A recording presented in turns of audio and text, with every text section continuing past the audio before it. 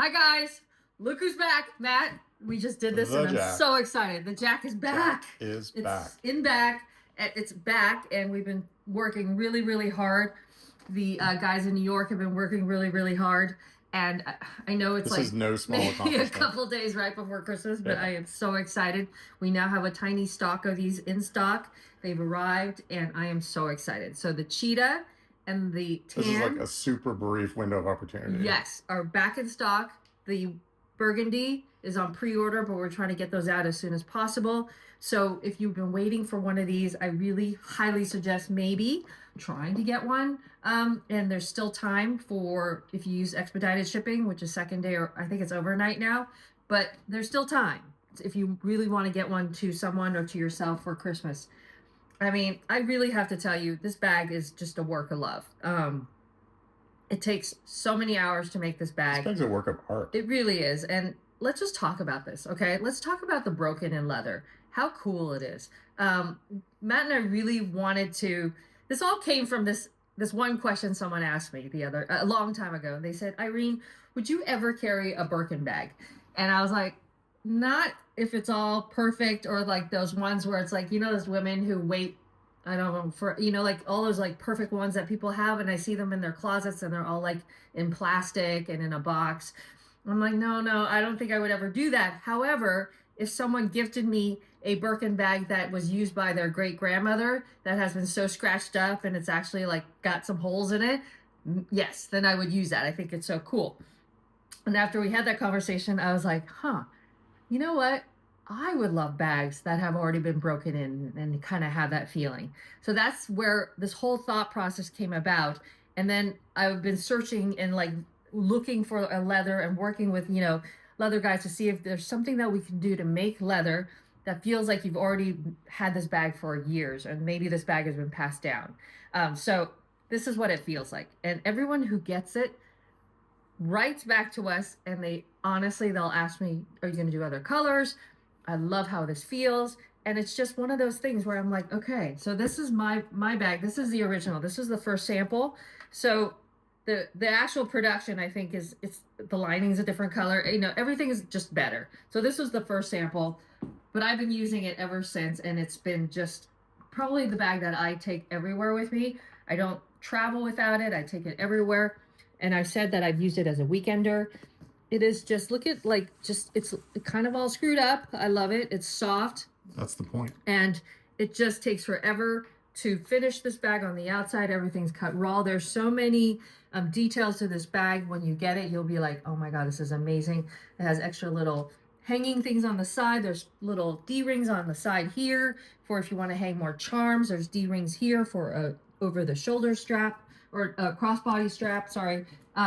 And it's just fantastic. So like I use this to carry my bags to work, even when I don't even have my computer. But you could see there's just so much space in here. So what do I have in here right now? I'm just looking because I took this to work.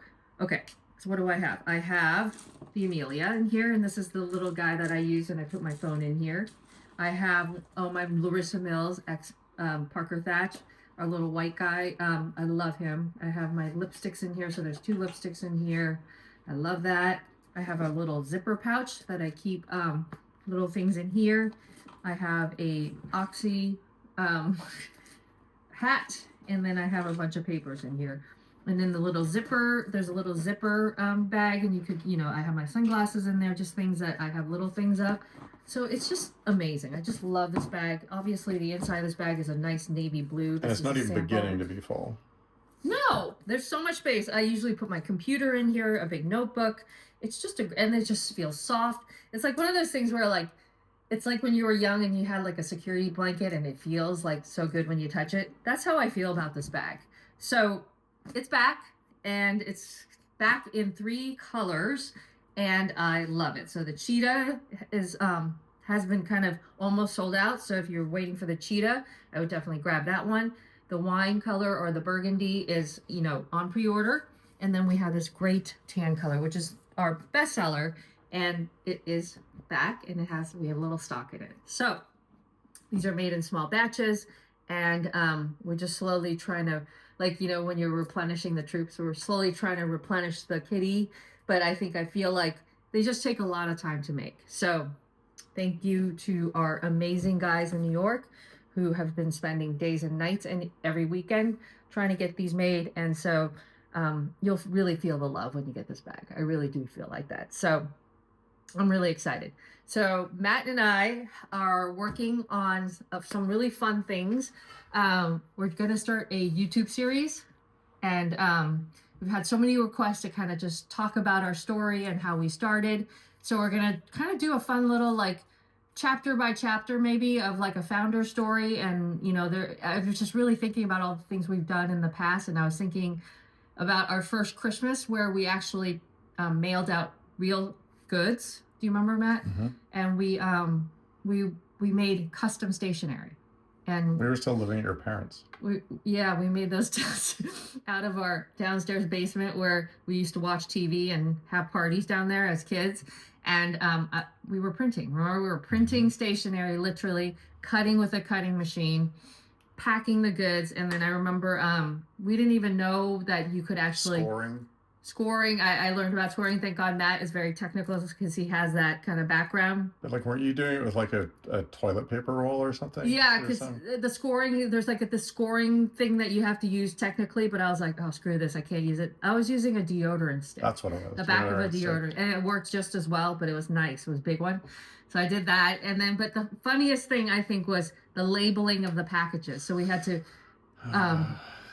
pack the boxes and do all that stuff. But we didn't know that you could, there was no like, what is the thing that, it was not that advanced. I mean, it was there, but it was harder to, it's not like. I mean, that was the early 2000s. No one even like, there was no website to go and buy. You couldn't go and buy like a label. You'd have to have like those, most people, if you were doing it, would have like those office pitney bows or whatever, like I don't even know what it was. Postage machine. There was no website where you could go buy labels online. So and basically, we didn't have a label printer, nothing like that. We had nothing. So what I had to do, and I think it was just this whole like pass off. So Matt would pack the boxes, and I would literally write all the addresses and everybody's stuff by hand and our return address, and then did we put our home as a return address? I can't even remember. I think we had a P.O. box maybe. So anyway, so then we would tape. We didn't even have like proper labels, so we would like write the label out on paper like you were mailing a box to a friend, and then literally tape it with clear tape over it. Yeah.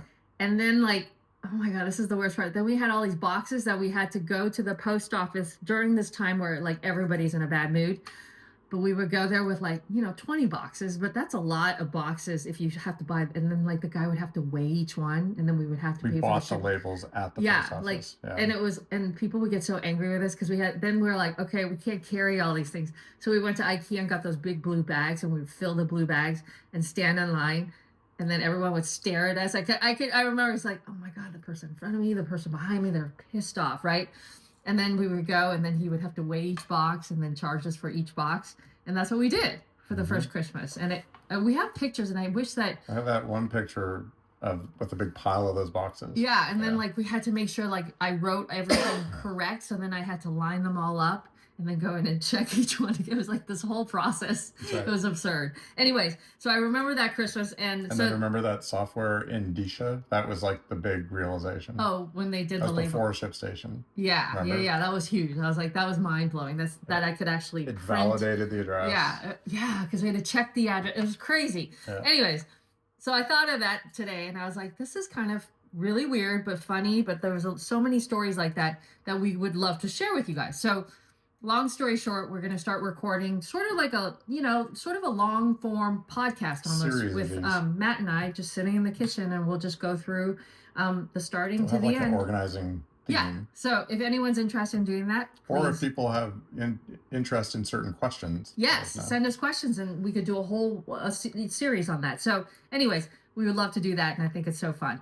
The other thing I was just told is Chloe, who works with us, and Stephanie are really happy to open this store because we've had so many requests on the 23rd of December. We're not going to be here, but from 1 to 5, Chloe says she's going to be in the office. So we're going to have people, if you want to shop and you're like, oh my God, because we've had so many requests. No appointment needed. No appointment needed. The store will be open on the 23rd from 1 to 5. Come in. 19D Orinda Way. Yes. And if you're in the area, in the Bay Area, we're in Orinda, California, which is really close to Berkeley.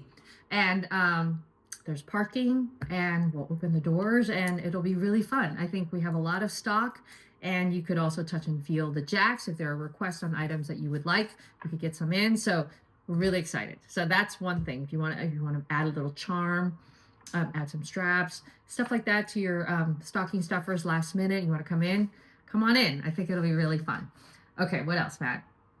That's a lot. Okay, that's a lot. Jack is back. And let me just lead with one last word. Leave you with one last word. Onward. It is leading. Lead and leave. And tomorrow Exactly. we'll chat some more.